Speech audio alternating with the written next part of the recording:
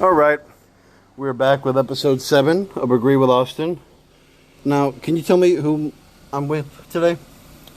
Deemer. Deemer. Perfect. Now, I always start off with this question. Yeah. How did you come up with the concept of being a wrestler? So the legit story is, my brother was obsessed with wrestling when we were kids. I hated it. Like, I could not. Really? Yeah. It wasn't until December of '98, and it was the last Raw of the year, that, like, I got hooked. Like, my brother used to watch WWE and WCW, and then at some point ECW, but I don't really remember. Okay. And, like, I got hooked as a fan, and then he showed me Ring of Honor in 2002, and it was Paul London, AJ Styles, and I was like, oh, okay, I want to do this. AJ's got that charisma that just brings people in, you know? And if you've never seen, it's from Night of Grudges, it's 2003, I might have said 2, but it's 2003. Gotcha. Paul London, AJ Styles is I only watch fantastic. Older Ring of Honor, honestly. I have a very extensive collection. Who's your inspiration, and how did you keep yourself motivated when you started? So this is kind of a twofold question. Okay. So, my inspirations, young me, little me, so Shawn Michaels was the first wrestler that I was like, oh, I'm here for this. And it was funny because I found out about Shawn Michaels after he had retired the first time. Like, I didn't ever see Shawn Michaels work except for WrestleMania 14. I don't know how, like, PG this podcast has to be, so I won't tell the story of how I got to watch it. Okay. It may have involved bribing my dad, who might have used that money for illicit things to get me and my brother to order the pay-per-view. Gotcha. Either way. But, so, Shawn Michaels was kind of the first, and it was all character. I didn't see him start really wrestling until 2002 when he came back. Gotcha. I think. Like, I may have seen here and there, but not a lot. Yeah. And then it was, when I found Ring of Honor, it was guys like Paul London, Christopher Daniels. I was definitely. huge fan. Like, I was a huge Prophecy fan, everything. And then Jimmy Jacobs was, like, the other really, really, really big one. Okay. Like, I love Age of the Fall, Jimmy Jacobs so much. Yeah. And then... So, and the second part, how do you continue to motivate yourself? So, and I don't know what your line of questioning is, so this may venture into another question as well. Like, so I was here before. I graduated with Raylan in 2020. Okay. And then, like, I was motivated, but I didn't really have it. Like, I just kept coming. Going through the motions. Not even going through the motions. I hadn't found me yet. Gotcha. And then... Sort of a source of repetition. Yeah. Like, and... Like, we did our debut, and it was fine, and, like, everything, and a lot happened. And once again, I don't know, we may end up touching on some of this, but, like, I had a lot of stuff happen between February of 2020 to when I came back to training at the end of 2022. Okay. And really since then... Because in that mix from February of 2020 to the end of 2022, I was told I would never be able to do this again. Gotcha. I have a tumor in my hip. Oh, jeez. It caused me to lose all feeling in my leg. Like, it was really bad. So now, I mean, it really is just, like, I got a second chance at doing something that I've always wanted to do. So, I mean, that's really the kind of...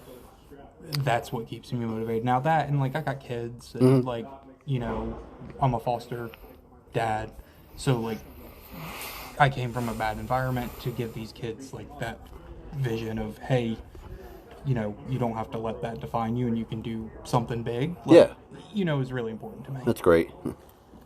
If you could change one thing to improve the current wrestling landscape, what would it be?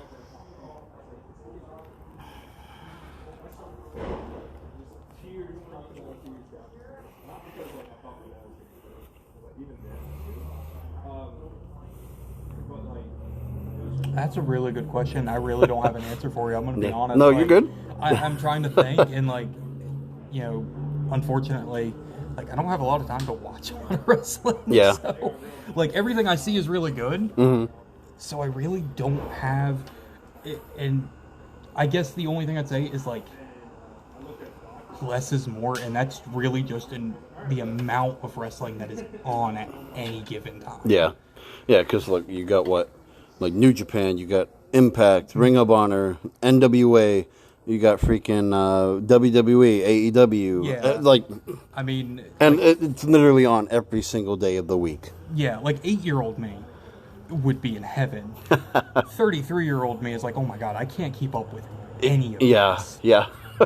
And like it changes just like that week to week. I'm like, it gets to be a lot. Yeah, I get it though. I think that's like the biggest thing for me, and it's just because I don't have time to watch. Yeah, and how they have multiple shows on the same, like multiple promotions on the same nights. Yeah, it's like no, there's just too much for me. Yeah. No, I get that entirely.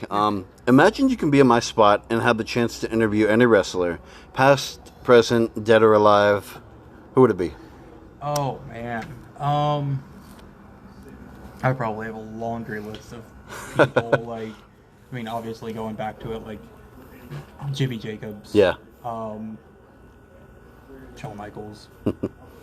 Owen Hart. Man. I mean, really, you could just draw a name out of a hat. Right. There's so many people who have so many interesting stories. I would just love. And everybody's so drastically different too. Yeah. Like, I would just love to sit down and talk to anybody, really. Yeah. Which is fun. I get that. I hate talking. In your wrestling career, who's the most influential wrestler you've met inside and outside the ring? So this is gonna sound like I'm like, because we're all Palmetto Wrestling Academy students. Ethan. So Ethan knows this story. I've told it to a few people. I did a camp in 2014 that I should not have been at. 100% should not have been at. Okay. I had met Ethan once before that, and I got in and I had to do a blow-up drill with Ethan. Gotcha. And Ethan was the most positive, like, he kept pushing me. He's like, don't stop, keep going. Like, and it was at that point, like, because I really only met him in passing. Yeah. That I was like, oh, okay, I really like Ethan. Yeah. And then when I found out he opened school, like, I live 3 hours away from here. Like, I intentionally drive. That's why I'm not down here all the time. Mm-hmm. But, like, that's why I drive down here. Because Ethan 100% is like, I don't have enough good things to say. Or I don't have enough time to say all the good things that absolutely. I have to say about Ethan. Absolutely. As a person, as a coach, as a wrestler, like all of it. So, and I know that sounds like a really, like, super, like, I'm going to kiss his butt because I'm at the school. But no, like, exactly. I mean... But man's been in the business, what, 20 years? Like, and he's been through a lot. Him, and then Lyle, Super Law, would be, like, the other one because he's helped me out a bunch, too. Like, both of them are just incredible individuals in and out of the ring. Yeah. Who's the most versatile wrestler you've worked in your career so far? Come to God. Oh,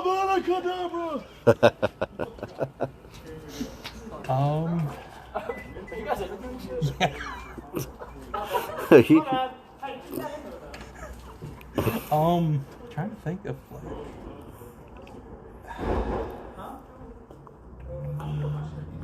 I mean, a lot of the people I've been in the ring with have all been Academy students. And honestly, I can't pick from them because like everybody who's come out has been like a different breed of excellence. I will tell you, everybody's answer to this so far, Drew Adler. Well, okay. So my only interaction with Drew Adler in the ring, it was him kicking my face off. So, I mean, we can say him. Yeah.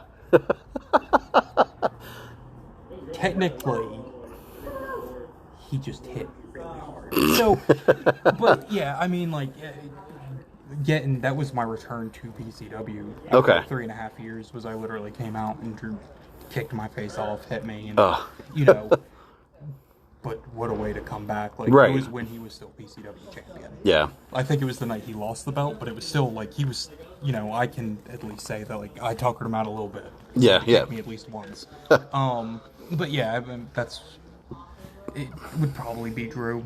Yeah, okay. If you had the opportunity to book a dream tag team match for yourself in front of any promotion, who would you choose and where?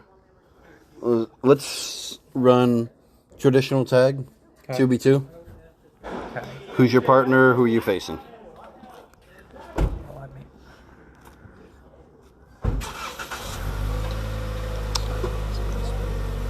Oh, nobody was ringing. He was just telling me my bedtime. Oh, I gotcha. Ooh. Let's come back to it, 'cause Okay. I'm not sure. Okay.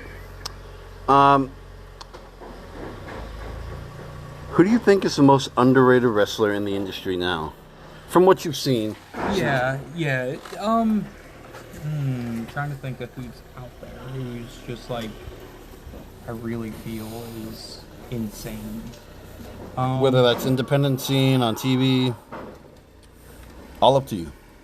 I know less in terms of like who's out on the independent scene right now. I mean, for WWE, really I told you me, these are hard-hitting You're questions. asking me questions that I really don't know the answer to them. No, I got you. Next. Okay. I'll come back to it, or I won't. I don't know. Who has the best wrestling gear, in your opinion? I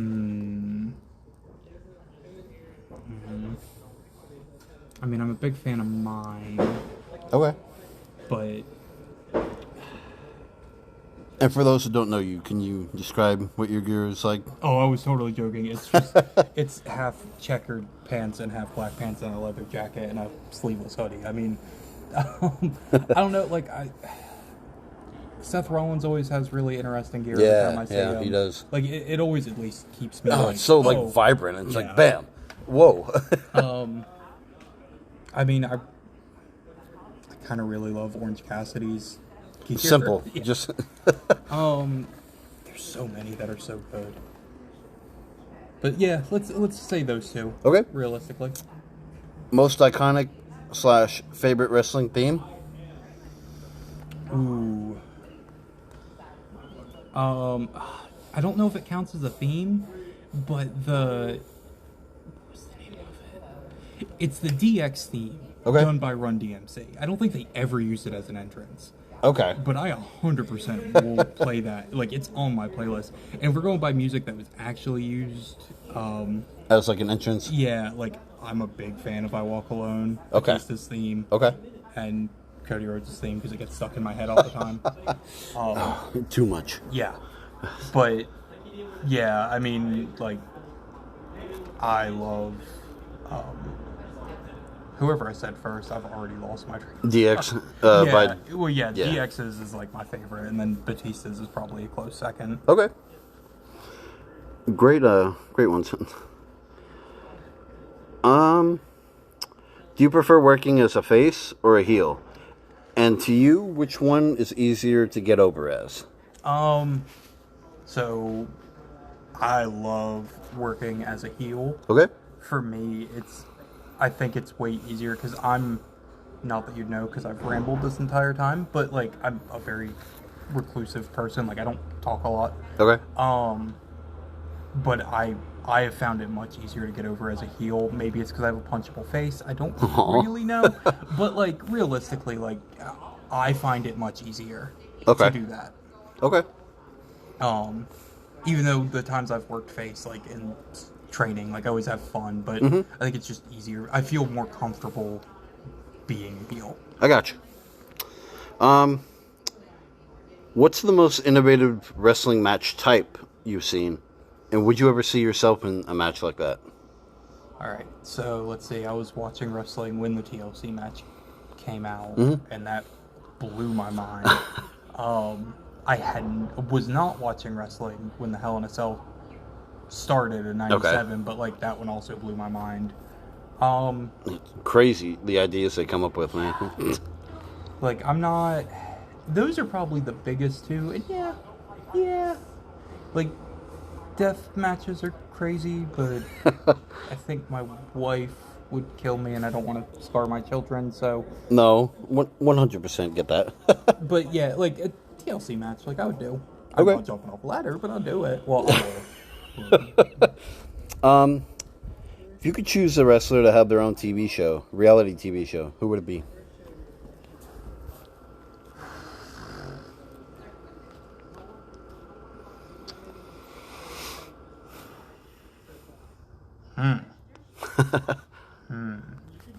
I'm gonna say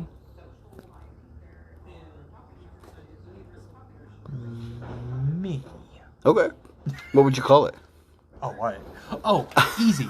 It would go back. So I used to, in training before I found kind of what I'm doing now, I was doing a 90s gimmick.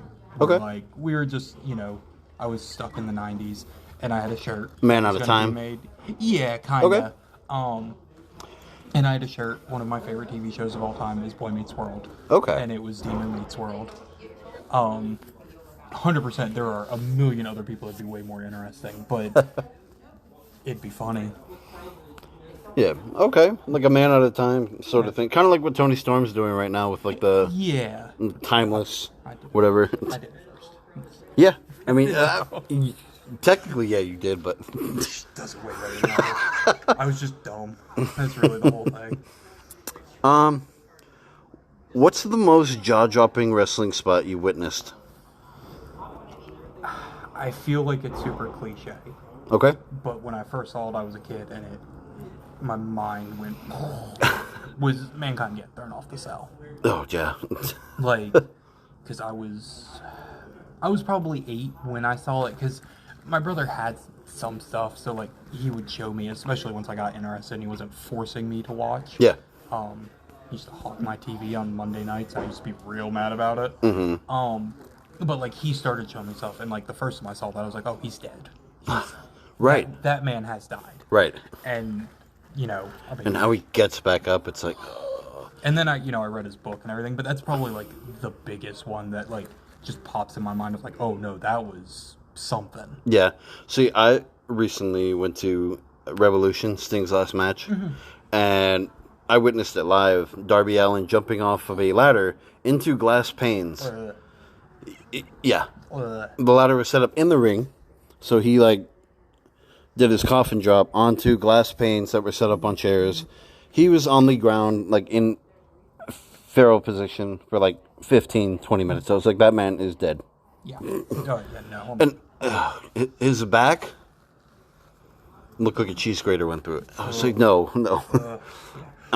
Actually, I have another one too. Okay. I just thought of it because you said cheese grater, and it made me think Nick Cage. Oh, jeez. Tournament of Death. I can't remember which one it was. It was the first one I'd ever seen. Okay. And it was, he got thrown through, I think some light tubes or something, and he cut, like he had to be air vac'd out if I remember correctly, but he like severed something like all through his chest, like it was nasty. It was like one of the few times that I've ever legitimately gagged watching wrestling. Oh yeah. Because I was like, oh no, but I couldn't look away. It was awful. Yeah. No, it's like those moments you're like, I need to look away, but I can't because I don't want to miss anything. Yeah. So, yeah. It's like, you put Lotta into that tag team or? I don't know. Like I know, like, so I'm in a team right now, kind of, but like a little faction. Yeah, but we haven't really done a lot, and like I'm not. Like, I can do tag matches, but, like, I don't know. I don't know. I mean, we could just go super easy, and we'll just pick, like, the guy, and just say, me and Jimmy Jacobs versus Steen and Generico. Okay. I booked that match a lot in my head when I was, like, a young teenager, so yeah. it's fine. Hey, I mean, it works.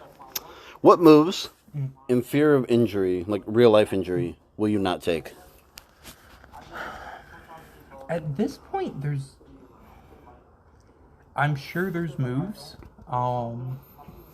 Just nothing you've been faced with yet? Yeah. Like, there was a stretch where, like, belly-to-back suplexes I was terrified to take.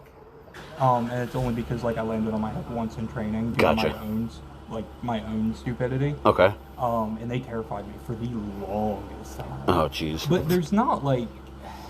I'm sure there's a move. Like, Canadian Destroyers I've never taken, so I don't know. I don't know. Okay. Yeah. And I always end with this. Do you have a plan B or any plans when wrestling ends for you? So I give that a lot of thought because I'm not young. I mean, I'm 33 years old. You know, so I've got a bunch. Like, I mean, I work a normal job that supports me pretty well, but you know, doing something in film. I'm working on trying to get into not a film. Well, I guess technically a film school. Okay. Closer to my home, just to do something else, which all ties back into wrestling. But doing something like in film would be really cool. Okay. Almost like documentary style ish. Documentary, writing, producing, directing, a little bit of acting, but not really. Even though I am waiting on a callback. Okay. But still pertaining like to the wrestling world. Yes and no. Okay. Like I would love to do something like in the horror genre or something like, you know. I have a lot of big dreams. Also, I really want to open up like a drive-in movie theater. Oh, because sick. I think that would be really cool. And they're tearing so many down, man. Yeah, like the closest one to my house just closed last year, and I was like, no, if I could raise the money, I could do this, and it would be right, like cool. Revamp it, yeah. Yeah, like something like that, like something that can provide something to someone, like a community of people, like entertainment for others, sort of thing. Yeah, gotcha. Because at the end of the day, we're entertainers regardless. So. Yeah. Well, thank you, Deemer, for your time. Man. I appreciate it. I hope we run into each other again. Absolutely. And that was episode 7. Let the interviews continue.